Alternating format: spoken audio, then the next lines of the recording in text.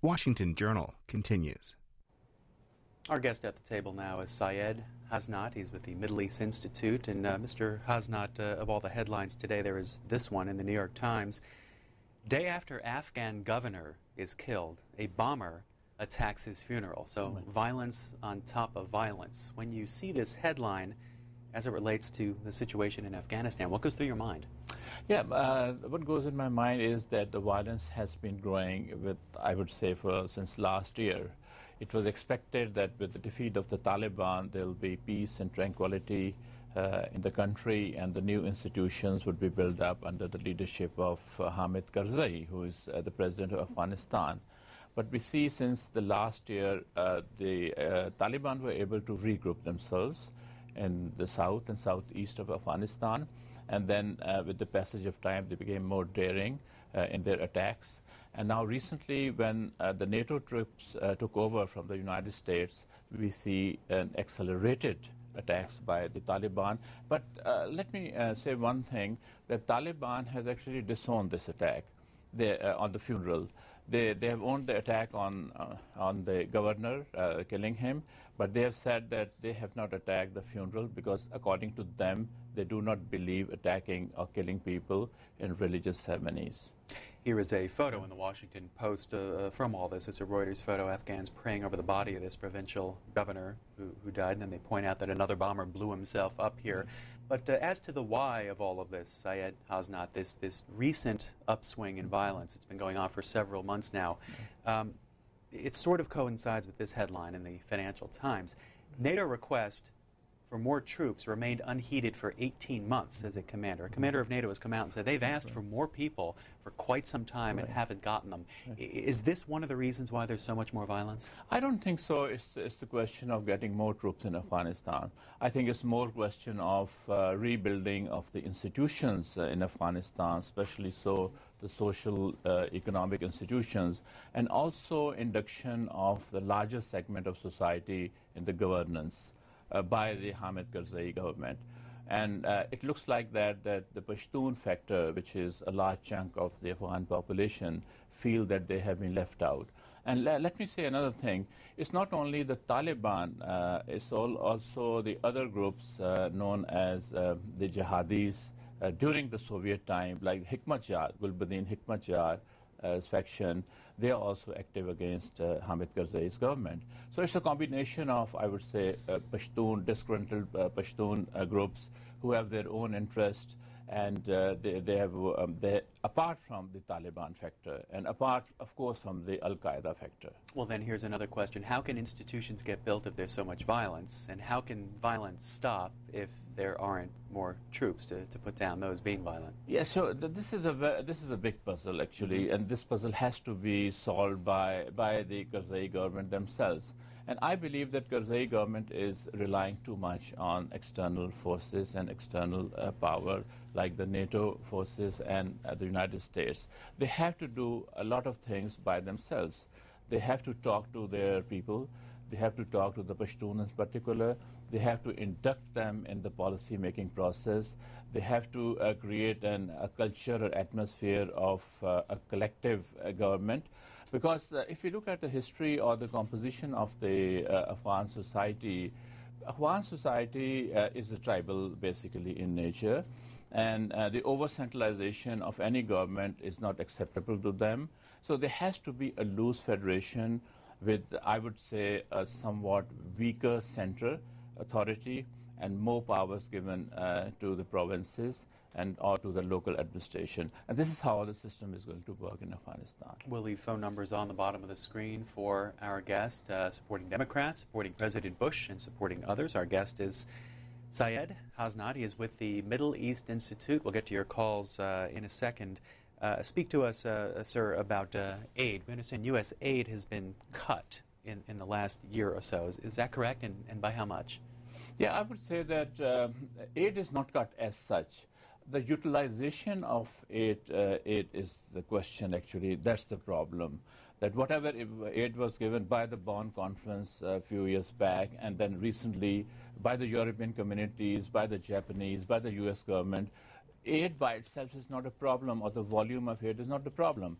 The problem is that how much aid is being utilized, how much aid is going to the people.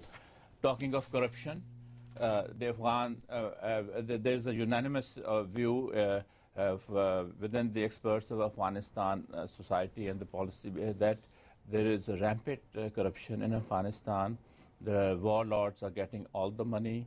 The money is not being spent on social institutions, and people are not being benefited from this huge amount of economic aid by the United States and the Europeans. So the question is not of the volume of trade. The question is how much money is being dispersed amongst the people for their benefit to build up their institutions and to provide them jobs, along with, of course, the security questions. We have a map of Afghanistan. We'd ask our guests to explain for us what's happening in different parts of the country. Where exactly is the fighting centered right now, and where is it more relatively peaceful, if you can call it that? Yeah, relative, let's start with the peaceful. Sure. Relative peaceful would be the northern Afghanistan, where we have other ethnic groups apart from the Pashtuns. We have Uzbeks, we have Tajiks, and we have Hazarajats. So that's comparatively a peaceful area as far as militancy goes.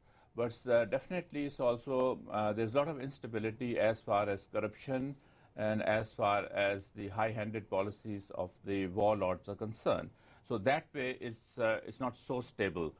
As far as Southeast is concerned, of course, there's insurgency by the Taliban and also by other Pashtun tribes, as I said, who were jihadis in the past, allies of the United States, allies of the West.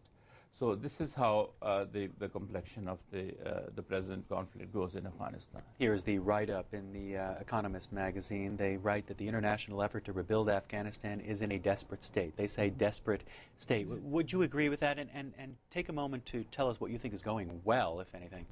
No, I don't think so. I agree with the Economist's view that desperate in a sense, nothing has been done, on concrete. Visually speaking, of course, theoretically, we would see certain amounts of money being used by the Afghan government for certain projects. But merely talking of in terms of that more beauty parlors are built in Kabul, there are now more theaters in Kabul, and more people are going to see films. It's not the basic issue. The real issue is to provide the basic necessities like education, especially education for the female population of Afghanistan, and also provide them a viable and dependable legal system and also the health facilities. So and most of all, as I said before, to give an impression that this is their own government. It has less reliance on the external powers, and the people at large, especially the Pashtun population, considers themselves to be part of decision-making. These are the issues. First call for our guest about Afghanistan, Minneapolis. Good morning. Yeah, good morning.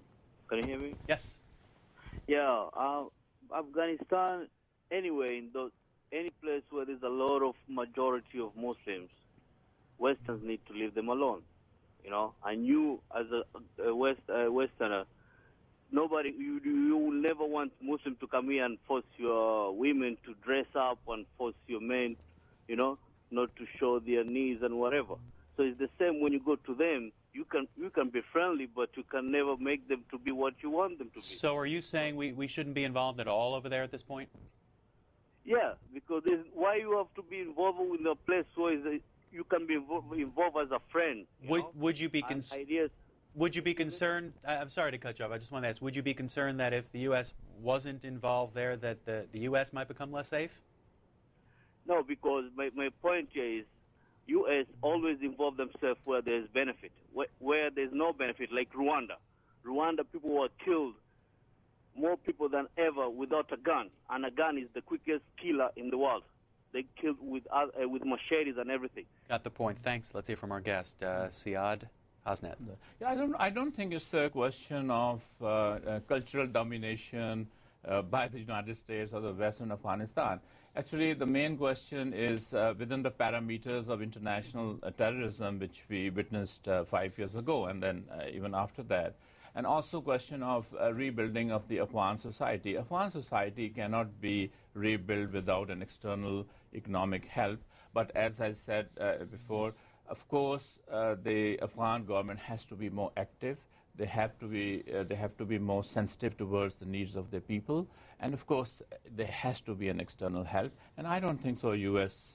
Wants to change the culture or habits of the Afghan people as such. Our guest is educated at the University of the Punjab in Lahore, Pakistan. He's written several books, served on the editorial boards of 3 research journals. He's the former chairman of the political science department at the University of the Punjab. He is Syed Hasnat, who is now with the Middle East Institute.